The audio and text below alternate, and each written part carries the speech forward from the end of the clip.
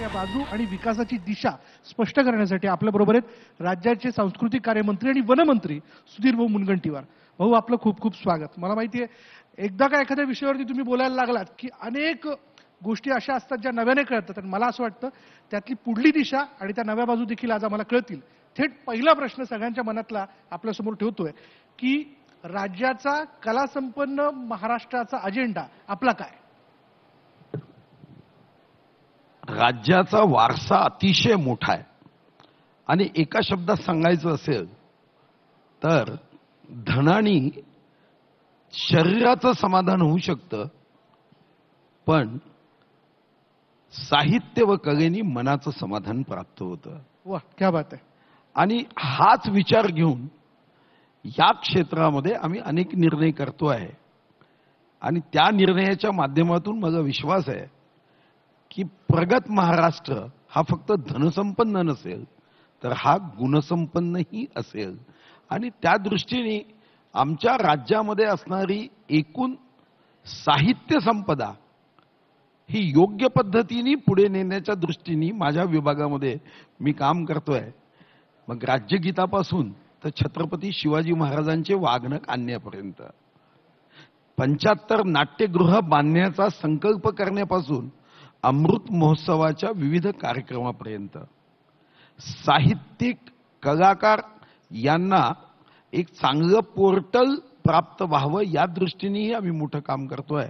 आणि मला विश्वास आहे की माझ्या महाराष्ट्राची ही सांस्कृतिक संपदा ही देशाला नव्हे जगाला आनंद देणारी शक्ती या आमच्या साहित्य संपदेमध्ये आहे. भाऊ, आपण 75 नाट्यगृहांची घोषणा केलेली आहे. सगळ्या कलावंतांच्या मनातला प्रश्न आहे. असं खरं तर म्हणू नये, पण जसं मुंबईच्या वाहतूक खोळंब्यावरती ट्रॅफिक जामवरती बोलण्यासारखं उरलेलं नाही, तसं नाट्यगृहांची अवस्था या विषयाला घेऊन वारंवार कलावंत बोलतायत, ट्विट करतायत. पण भाऊ, ही 75 नाट्यगृह घोषित केल्यानंतर बांधून कधी होणार? असं आहे की कोणतीही गोष्ट बांधून पूर्ण व्हायला तर उशीर लागतो, हे तर काही एका महिन्यात होणार नाही, पण संकल्प तर करावा लागेल. महाराष्ट्रामध्ये आमच्या विभागाचं फक्त एकच नाट्यगृह आहे, रवींद्र नाट्य मंदिर, आणि त्याचंही नूतनीकरणाचं काम सुरू झालं आहे. साधारणतः आता नवीन नूतनीकरण झाल्यानंतरचं रवींद्र नाट्य मंदिर हे एक अत्याधुनिक रंगमंदिर असणार आहे. बाकी सारी नाट्यमंदिरं, साधारणतः एकूण 83 नाट्यमंदिरं महाराष्ट्रात आहे. या नाट्यमंदिरापैकी 52-53 हे स्थानिक स्वराज्य संस्थेची आहेत. पण माननीय मुख्यमंत्री महोदयांनी या नाट्यगृहांना सुद्धा नगरविकास विभागाच्या माध्यमातून याचं नूतनीकरण करावं या दृष्टीने सुद्धा सकारात्मक पाऊल उचलण्याचा निर्णय केला. आत्ता असणारी नाट्यगृह आमच्या विभागात येत नाही, पण नाट्यगृह हवीच. त्याशिवाय नवोदित कलाकारांना स्थान प्राप्त होणार नाही. पण हे करत असतानाही आम्ही दुसरा निर्णय केला. अनेकदा याचं भाडं इतकं जास्त असतं. मागे कोविड कालावधीमध्ये मी स्वतः आयुक्त मुंबईशी बोलून 5,000 रुपये फक्त घ्यावे असा निर्णय केला. तो आत्तापर्यंत चालला, पण आता त्यांनीही सांगितलं की 5,000 रुपयामध्ये नाट्यगृह देणं हे आम्हालाही परवडणार नाही. याचं कारण विजेचं बिल. सारी नाट्यगृह ही सोलार विजेनी चालवावी असा एक प्रस्ताव आहे आणि मला वाटतं की त्या माध्यमातून मग असणारं भाडं हे परवडणार होईल आणि त्यासाठी आमचं नियोजन आम्ही करतोय. भाऊ, सध्याला आपण बघतोय की जी नाट्यगृह राज्यभरात आहेत त्यांची असलेली अवस्था, वेळोवेळी त्याचा मेंटेनन्स होणं, दुरुस्ती होणं हे तिथल्या स्थानिक स्वराज्य संस्थांकडनं होत नाही. एव्हना कलावंत असं म्हणतायत की कोणतीही नाट्यगृह त्या ठिकाणी स्थापित करत असताना, बांधत असताना त्यातली तज्ज्ञ मंडळींची नियुक्ती तिथं व्हावी. भाऊ, मेंटेनन्स आणि ऑपरेशन हे ऑटो मोडवरती सुरू राहावं या दृष्टीने आपला विभाग काही धोरणात्मक निर्णय घेणार आहे का? जसं आता आपण 75 नाट्यगृह करताना हाच धोरणात्मक निर्णय घेण्याचा संकल्प केला की सरकारने बांधल्यावर त्याचं मेंटेनन्स, त्याची देखभाल, दुरुस्ती यामध्ये आपण कमी पडतो आणि साधारणतः मग सरकारी काम, त्याची गुणवत्ता, त्याचा दर्जा, त्या संदर्भामध्ये असणारी एकूणच नाट्य क्षेत्राविषयीचं प्रेम, आणि म्हणून आता 75 नाट्यगृह करताना मी 2 कन्सेप्ट विकसित करण्याचा निर्णय केला की हे सिने नाट्य मंदिर करता येईल का. बरं. म्हणजे ज्यामध्ये मराठी चित्रपटांचा एक मोठा प्रश्न आहे. 1966 का गृह विभागाने कायदा केला, पण चित्रपटगृहात मराठी चित्रपटांना प्राईम टाइम मिळत नाही. हे परवा हास्य जत्रेमध्ये प्रसाद खांडेकर यांचा बरोबर, मी त्या फोन आला. प्रश्नावर येणारच होतो तुमच्याकडे. ते म्हणाले की मी एक सुंदर चित्रपट केला, पण त्याला नाट्यगृहच मिळत नाही. मग मी गृह विभागाशी चर्चा केली, उद्या माझी बैठक आहे, की कायदा 1966 मध्ये आहे. आता याकडे दोन्ही बाजू आहे. त्यांचं म्हणणं आहे चित्रपटगृह त्याच्या ओनर्सचं की आम्ही जर मराठी चित्रपट गावल्यानंतर आमचं नुकसान होतं, कारण शेअरिंगमध्ये जर तेवढे प्रेक्षक नसतील तर आमचं नुकसान होतं. आता उद्या आम्ही त्या संदर्भातला तोडगा काढण्याचा प्रयत्न करतोय. मग आम्ही असा विचार केला की जर सरकारनीच पीपीपी मॉडेलमध्ये आम्ही व्हायबिलिटी गॅप फंड द्यायची आणि यामध्ये मेंटेनन्स करणारा एक अतिशय अल्प दरात त्यांनी मराठी चित्रपटांनाही ते नाट्य चित्रमंदिर उपलब्ध करावं, नाटकांनाही मिळावं. आणि एवढंच नव्हे तर मी मुख्यमंत्री महोदयांना सांगितलं की तसंही मध्य प्रदेश, छत्तीसगड, राजस्थान नंतर एक गोष्ट अधोरेखांकित झाली की महाराष्ट्रात आपल्याला चिंता करायची नाही. 29 पर्यंतचा विचार जर करायचा असेल तर जेव्हा आपण काही उपक्रम करतो, आपण काही निर्णय करतो, ते लोकांपर्यंत पोहोचवण्यामध्ये आपण कमी पडता कामा नये. मग या 75 ठिकाणी डायरेक्ट मुख्यमंत्री महोदय हे आपल्या केबिनमध्ये बसून सुद्धा 75 ठिकाणी संवाद साधू शकतील. तर अशा साऱ्या टेक्नॉलॉजिकल व्यवस्था यामध्ये व्हाव्यात. मग एकीकडे चित्रपटासाठी ते काम येईल, नाट्यमंदिर म्हणून येईल, आणि राज्य सरकारच्या योजना जनतेपर्यंत, लाभार्थ्यांपर्यंत पोहोचवण्यासाठी सुद्धा हे कामी येतील. हे मुख्यमंत्री महोदयांनी याला अनुकूलता दाखवली आहे, निधी उपलब्ध झाला आहे. आम्ही आता वेगाने याकडे पुढे चाललो की व्हायबिलिटी गॅप फंड आम्ही द्यायची. नाही, आपण भाऊंच्या या निर्णयावरती जोरदार टाळ्या वाजूयात. मला असं वाटतं हा निर्णय अंमलबजावणी स्वरूपात, मूर्त स्वरूपात लवकर दिसू दे. पण भाऊ, सध्या परिस्थिती आपण असं बघतोय की निर्मात्याला त्याच्या चित्रपटाकरता स्लॉट मिळवण्यासाठी झोळी घेऊन फिरण्याची वेळ आलेली आहे. दक्षिणेत बघा एक कडवटपणा दिसून येतो. आपला चित्रपट तो लागला पाहिजे, त्याच्या वेळा या ठराविक पद्धतीने बाहेरची जर त्या भाषेतले चित्रपट येतात तर त्याला प्राधान्य हे नंतरच असतं. आपल्याकडे आपण आपल्या भाषेतल्या चित्रपटांसाठी वेळ आरक्षित ठेवू शकतो का? मी आता जसं सांगितलं की आपण मराठी चित्रपटांना उभं राहावं म्हणून अनुदान देतो. मी आल्यानंतर जेवढ्या 4-5 वर्षाचे प्रलंबित केसेस होत्या सर्व काढल्या. मी 15 दिवसापूर्वी मी 29 कोटी 85 लक्ष वाटलेत 89 चित्रपटांचे. प्रश्न असा आहे की आपल्याला, मी एकदा महेश मांजरेकरांशी याबद्दल चर्चा केली तर ते मला काय म्हणाले की आम्हालाच आमचा दर्जा सुधारावा लागेल. अशा पद्धतीने सरकारने फक्त थिएटर आम्हाला उपलब्ध करून दिले म्हणून प्रेक्षक येईल का? हे नाही. खरं तर देशामध्ये जेव्हा जीएसटी लागला, तो मी तर काही सांस्कृतिक कार्यमंत्री नव्हतो, तरीही महाराष्ट्र एकमात्र राज्य आहे की वित्तमंत्री म्हणून जीएसटी आल्यानंतर मी महाराष्ट्राचा एंटरटेनमेंट टॅक्स हा 100% माफ केला, मुक्त केला. आता जेव्हा लोक येतात मला म्हणतात की बिहारने टॅक्स में हमको एक्झम्पशन दिया है, कारण बिहारमध्ये जीएसटी ही आहे, एंटरटेनमेंट टॅक्स आहे. तामिळनाड एंटरटेनमेंट टॅक्स आहे, जीएसटी आहे. महाराष्ट्र हे राज्य असं आहे की जिथं मनोरंजन कर नाही. आणि हा जेव्हा प्रस्ताव मंत्रिमंडळात आला तेव्हा याला मी विरोध केला की मनोरंजन कर लावू नका. पण एक गोष्ट लक्षात घेतली पाहिजे की आपण या क्षेत्राला प्रोत्साहन देऊ शकतो. प्रेक्षक आणण्यासाठी मात्र चित्रपट दिग्दर्शकालाच काम करावं लागेल. नागनाथ मंजुळेचा चित्रपट यांना थिएटर मागायची आवश्यकताच पडली नाही. किंवा स्वर्गीय दादा गोंडके यांचे चित्रपट 50-50 आठवडे, 75-75 आठवडे चाललेत. अशीच पद्धत कर्नाटकमध्ये कन्नड भाषेत होती. पण कन्नड भाषेमध्ये तुम्हाला आश्चर्य वाटेल की एक कन्नड भाषेचा चित्रपट नंतर जो डब झाला 800 कोटी रुपये खर्च केले. तर महेश मांजरेकरांचं याबद्दलचं मत तेच होतं. मग आता प्रश्न आला की या संदर्भात एखादा निर्माता किंवा एखाद्याकडे एक चांगली स्टोरी आहे, एक दिग्दर्शक आहे, उत्तम दिग्दर्शन करतो, पैशाचा अभाव आहे, बँका कर्ज देत नाही, आणि म्हणून आम्ही एक समिती केली. त्याच्यामध्ये प्रसाद ओक आहेत, जोशी आहे, आणि आम्ही एक विचार करतोय, बेसिक आहे, अजून नक्की झालं नाही आहे, की जसं बॉम्बे स्टॉक एक्सचेंज आहे, एखादा उद्योग काढायचा असेल, एखादा MSME असेल, तर त्याची इक्विटी लोक घेतात. मग मी मनात विचार केला की मलाही लहानपणी कधीतरी वाटायचं की चित्रपट आपण काढला पाहिजे, पण चित्रपट काढावा असं वाटणं आणि तो काढणं याच्यामध्ये जमीन आसमानाचं अंतर आहे. बरोबर आहे.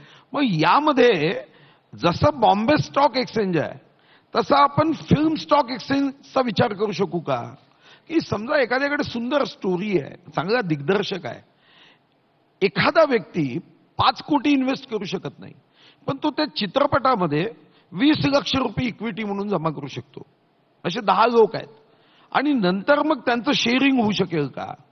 हे बेसिक आयडिया आहे.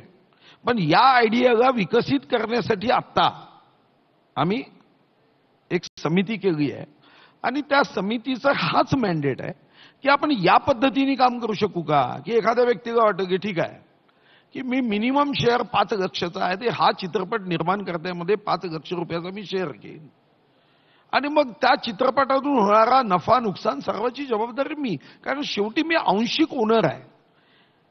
तर पैसे मोठ्या प्रमाणावर उपलब्ध होणं, चांगल्या कथानक तयार होणं, आणि आता आम्ही फिल्म सिटीमध्ये 50% कन्सेशन देतो, पण आमची फिल्म सिटी ही जगातली उत्तम व्हावी या दृष्टीने आता आम्ही विचार करतोय. बिलकुल, आपल्या संकल्पना यशस्वी हो. पण यामध्ये नाट्यगृहाच्या मुद्द्याला घेऊन मी पुन्हा एकदा पुढे येतो. बऱ्याचशा कलावंतांचं असं म्हणणं आहे की नाट्यगृह जी तुम्ही 75 उभारणार आहात, ती उभारताना आमच्या सूचना लक्षात घ्या, आम्हाला विश्वासात घेऊन त्याची उभारणी करा. मला असं वाटतं भाऊ, या व्यासपीठाच्या माध्यमातून बऱ्याच कलावंताच्या सूचना असतील, नाव सांगा, कारण या अगोदर अनेक कलावंतांना घेऊन या संदर्भातल्या सूचना आम्ही पूर्णपणे घेऊन काढल्या. म्हणजे या अगोदरच. आणि नंबर 2, कदाचित आपल्याला ही बातमी माहीत नसेल, आता 100 वर्ष आपण जेव्हा पूर्ण करतोय, या निमित्ताने अखिल भारतीय नाट्य परिषदेला आम्ही 10 कोटी उपलब्ध एवढ्यासाठी करतोय की त्यांनी जिल्हा स्तरावर जाऊन विविध कार्यक्रमाचं आयोजन त्यांनी करावं. 36 जिल्ह्याच्या स्थानी जाऊन अखिल भारतीय नाट्य परिषद विविध कार्यक्रमाचं आयोजन करणार आहे, आणि यासाठी अनेक जे या संदर्भातले नाट्य कलावंत आहे त्यांच्याशी या अगोदरच चर्चा झाली. साधारणतः माझा स्वभाव आहे की समोरच्याच्या मनात प्रश्न यायच्या अगोदरच त्याचं उत्तर शोधायचं. निवेदिता सराफ असं म्हणतात की नाट्यगृह जी आहेत ती खाजगी संस्थांना चालवायला देण्यात यावी, या गोष्टीला घेऊन तुम्ही सहमत आहात का? मी आत्ताच सांगितलं की 75 नाट्यचित्र मंदिर याबद्दल आम्ही हाच विचार करतोय की आम्ही काही वायबिलिटी गॅप फंड द्यायचा, काही त्यांनी इन्व्हेस्ट करायचं, काही बँकांनी पैसे द्यायचे, पण यामध्ये राज्य सरकारचा एक मोठा त्याच्यामधला हिस्सा असेल की ज्या अगोदरच मी सांगितलं की मराठी चित्रपटांना ते उपलब्ध व्हावं, हिंदी चित्रपटांना द्यायचंच नाही, किंवा मराठी नाट्यांसाठी उपलब्ध व्हावं. एखादी सरकारची योजना असेल तर माननीय मुख्यमंत्री आपल्या केबिनमध्ये बसून 75 ठिकाणी लोकांशी संवाद साधू शकेल, हा त्यामागचा विचार आहे, आणि म्हणून खाजगी संस्था पुढे येऊ शकतील. बरं, वन खाता देखील आहे. शेवटचे काही 2-3 मिनिटं मी वन खात्याच्या विषयाला घेऊन मी भाऊंना प्रश्न विचार. भाऊ, तुमचं वाघावरचं प्रेम कायम आहे ना? नाही, माझं वाघावरचं प्रेम आहे. मी वाघाचं संवर्धन करतो, संरक्षण करतो, आणि वाघ एखाद्या ठिकाणी धोक्यात आला तर त्याचं रिलोकेशन सुद्धा करतो. होय ना? म्हणजे होतंय ते सगळं? नाही, करतोच. आता मी ताडोब्याच्या 2 वाघिणी या मी नवेगाव नागझिरे नेल्या, त्यामुळे वाघ कुठेही धोक्यात येऊ नये याची काळजी घेतो. म्हणजे वाघावरती लक्ष आहे? हा, वाघाच्या अधिवासाकडे पूर्ण लक्ष असतं. होय ना? वाघ कुठे हालचाल करतोय, कसा जातोय, हा, त्याचं रिलोकेशन करतो जर ते धोक्यात वाटत. या कॉरिडॉर मधनं या कॉरिडॉर मध्ये जातोय, हे यावर लक्ष आहे तुमचं? पूर्ण लक्ष आहे. या गोष्टीवर टाळ्या घेऊयात. भाऊ प्रश्नाचं उत्तर बरोबर देतात त्यांच्या पद्धतीने. बरं, वाघांची संख्या वाढली आहे राज्यामध्ये, हे कौतुकास्पद आहे, आणि याबद्दल खरं तर आपल्या विभागाचं कौतुक करायला हवं. पण यामध्ये सगळ्यात मोठा मुद्दा आहे वाघाच्या अधिवासाचा. त्याबद्दल आपण काय करताय? कारण अॅनिमल व्हर्सेस मॅन हा कॉन्फ्लिक्ट तुमच्या जिल्ह्यात मोठ्या प्रमाणात होताना दिसतोय, विदर्भात तो होतोय काय? नाही, शेवटी असं आहे की जंगल असतील आणि आपण त्यांच्या अधिवासात गेलो तर हा धोका तर आहेच. मॅन एनिमल कॉन्फ्लिक्टमध्ये जे 80% ज्या घटना घडतात त्या जंगलात घडतात. 20%च आहे की उद्या नागपूरच्या झाशीराणी चौकात येऊन वाघ हंपल्यावर हमला करत नाही, पण आम्ही त्यांच्या अधिवासात गेलो तर हा धोका व्हायची शक्यता आहे. आणि म्हणून या संदर्भात काय आपण विविध योजना करतोय, जसं डॉक्टर श्यामाप्रसाद मुखर्जी जनवन योजना, की याच्यावरचं वनावरचं जे आपलं अवलंबन आहे ते कमी व्हावं. मग कोणी काड्यांसाठी जातो. आता मी दुसरी योजना आणतोय की वनाशी लागून असणारी जे गाव आहे हे लाकूड काड्यांसाठी जंगलात जातात. मग यांना आपण 100% एकही रुपये न घेता सिलेंडर देऊ शकू का? म्हणजे 100% कन्सेशन. तर याच्या अगोदर आम्ही प्रयत्न केला, त्या प्रयत्नात खूप मोठा फायदा झाला, ज्याच्यामध्ये आम्ही पहिल्या वर्षी सिलेंडरची 100% किंमत आम्ही द्यायचो. मग दुसऱ्या वर्षी सवय थोडीशी लागली की 75%, तिसऱ्या वर्षी 50%, चौथ्या वर्षी 25%.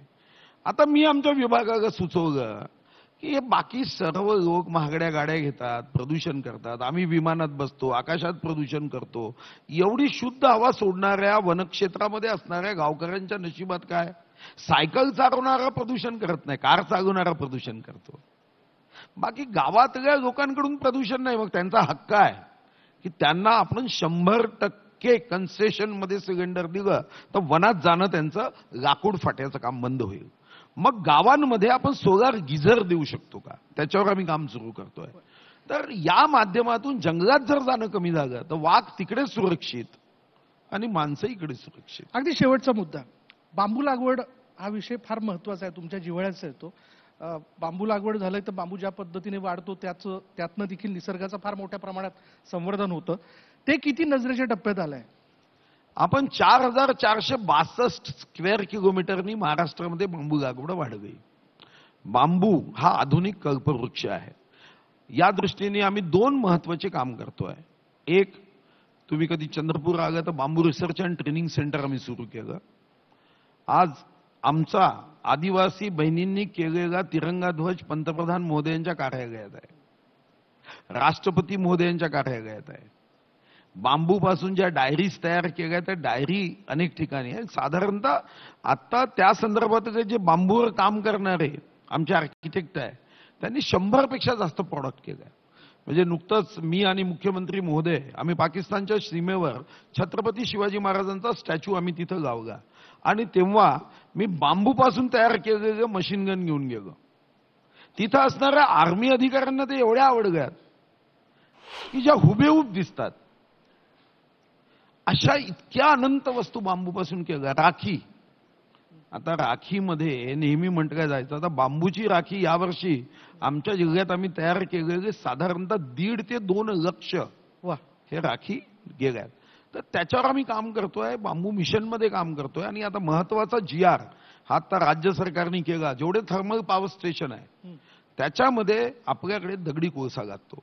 यामध्ये आता कंपल्सरी 5% हे बांबू किंवा तत्सम नैसर्गिक वस्तूचा वापर करून त्याचे पॅलेट्स तयार करून त्याच्यात वापरले पाहिजे.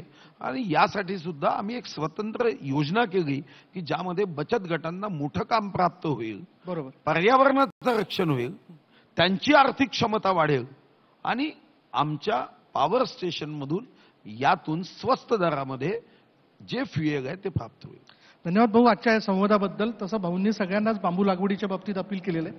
अधिवेशन सुरू आहे, विरोधी पक्षाकडनं देखील प्रश्न उपस्थित केले जातात, तेव्हा भाऊ प्रेमाने सांगतात की निसर्गाचंही संवर्धन करा, बांबू लागवड करा, असं ते त्यांच्या पद्धतीने देखील त्यांना सांगत असतात. कारण बांबू पुढे जाऊन फार फायदेशीर ठरतो हे सगळ्यांनाच माहिती आहे. त्यामुळे भाऊ, आपण ज्या ज्या गोष्टी या ठिकाणी व्यक्त केल्या राज्यातल्या कलावंतांसाठी, सर्वसामान्य माणसासाठी ते थेट आदिवासी बांधवांपर्यंत त्या अंमलबजावणी स्वरूपात दिसत आहेत, मूर्त स्वरूपात अधिक सशक्तपणे येणाऱ्या कालावधीत दिसू दे. त्याबद्दल आपल्याला शुभेच्छा. धन्यवाद. सुधीर भाऊंना विनंती, थोड्या वेळ व्यासपीठावरच थांबावं. न्यूज 18 लोकमतचा अजेंडा महाराष्ट्राचा याची एक आठवण